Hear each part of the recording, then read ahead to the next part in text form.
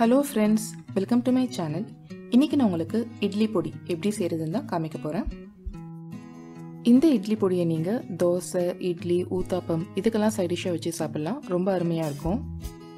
இந்த இட்லி பொடியை நீங்க வீட்லயே எப்படி சுலபமா செய்யலாம்ன்றதை இப்ப பார்க்கலாம். அதுக்கு முதல்ல ஸ்டவ் ஆன் பண்ணி ஒரு பேன் சூடு பண்ணிக்கோங்க. பேன் சூடானதும் அதில் 1/2 கப் உளுத்தம்பருப்பும் 1/2 கப் கடலைப்பருப்பும் சேர்த்து மிதமான சூட்டில் நல்லா வறுத்துக்கோங்க. எப்போவுமே இந்த மாதிரி பொடி வகைகள் இல்லைனா மசாலா வகைகளுக்கு வறுக்கிறப்போ தீயை மிதமான சூட்டில் வச்சு வருங்க. இல்லைனா நம்ம சேர்த்துருக்கிற பொருட்கள் தீஞ்சு போக வாய்ப்புகள் இருக்குது. நம்ம சேர்த்துருக்கிற உளுத்தம்பருப்பும் கடலைப்பருப்பும் ஒரு 80% நல்லா வறுப்பட்டதும் நம்ம இதில் காஞ்ச மிளகாய் சேர்த்துக்கலாம். நான் இதில் 15 காஞ்ச மிளகாய் சேர்த்துருக்கேன். காஞ்ச மிளகாய் உங்களோட காரத்துக்கு ஏற்ப கூட்டவோ குறையவோ செய்யலாம். இப்போது காஞ்ச மிளகாவும் பருப்பும் நல்லா வறுத்து எடுத்துக்கலாம். நம்ம சேர்த்துருக்கிற காஞ்ச மிளகாவும் பருப்பும் நல்லா வறுப்பட்டதும் கடைசியாக கொஞ்சமாக பெருங்காயத்தூள் சேர்த்து 1 நிமிஷம் நல்லா வதக்கி எடுத்துக்கலாம்.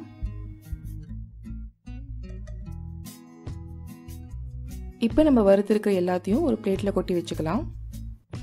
இப்போது அடுத்ததாக அதே பேனில் 1/4 கப்பில் பாதி அளவு வெள்ளை எள் எடுத்து அதை பொன்னிறமாகிற வரைக்கும் மிதமான சூட்டில் வறுத்து எடுத்துக்கலாம்.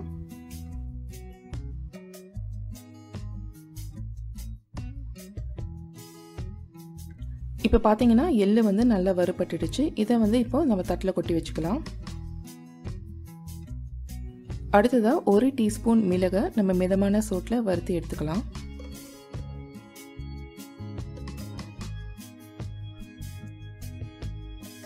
மிளகு நல்லா வறுப்பட்டதும் அதை நம்ம அதே பிளேட்டில் கொட்டி வச்சுக்கலாம். அடுத்ததாக ஒரு கைப்பிடி அளவு கருவேப்பிலை இலைகளை நம்ம மிதமான சூட்டில் வறுத்து எடுத்துக்கலாம். கருவேப்பிலை இலைகளை கிறிஸ்பியாக இந்த மாதிரி ஆகிற வரைக்கும் வறுத்து எடுத்துக்கணும். இந்த வறுத்து எடுத்த கருவேப்பிலை இலைகளையும் இப்போ நம்ம தட்டில் கொட்டி வச்சுக்கலாம்.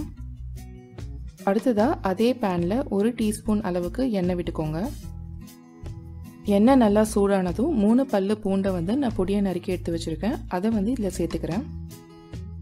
பூண்டு நல்லா பொன்னிறம் ஆகிற வரைக்கும் நல்லா வதக்கிக்கணும். இட்லி பொடியில் இந்த மாதிரி நம்ம பூண்டு சேர்த்து அரைச்சோம் அப்படின்னா இட்லி பொடிக்கு ஒரு நல்ல ஃப்ளேவர் கிடைக்கும். ஒருவேளை உங்களுக்கு பூண்டு ஃப்ளேவர் பிடிக்காது அப்படின்னா நீங்கள் பூண்டை சேர்க்காம அரைச்சிக்கலாம். பூண்டு நல்லா வறுப்பட்டதும் அதை நம்ம தட்டில் கொட்டி வச்சுக்கலாம். இப்போ நம்ம வறுத்த பொருட்கள் எல்லாத்தையுமே நல்லா ஆற விட்டுட்டு நல்லா ஆறினதுக்கு அப்புறமா நம்ம மிக்சி ஜாரில் போட்டு பொடி பண்ணி எடுத்து வச்சுக்கலாம். நான் சொன்ன அளவு பார்த்தீங்கன்னா இந்த சின்ன மிக்சி ஜார் அளவுக்கு வரும். அதுலேயே நீங்கள் பொடி பண்ணி எடுத்து வச்சுக்கலாம். மிக்சியில் பொருட்களை அரைக்கிறதுக்கு முன்னாடி தேவையான அளவு உப்பு சேர்த்து அரைச்சிக்கலாம்.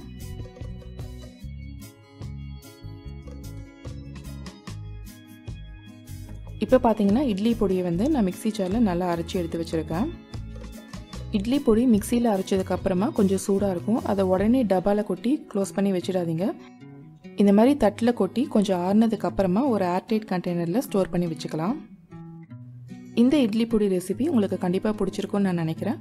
இந்த வீடியோ உங்களுக்கு பிடிச்சிருந்ததுன்னா இந்த வீடியோவை லைக் பண்ணுங்கள், ஃப்ரெண்ட்ஸ் அண்ட் ஃபேமிலி மெம்பர்ஸ்க்கு ஷேர் பண்ணுங்கள், அண்ட் மறக்காமல் என்னோட சேனலுக்கு சப்ஸ்கிரைப் பண்ணுங்கள். தேங்க்ஸ் ஃபார் வாட்சிங்.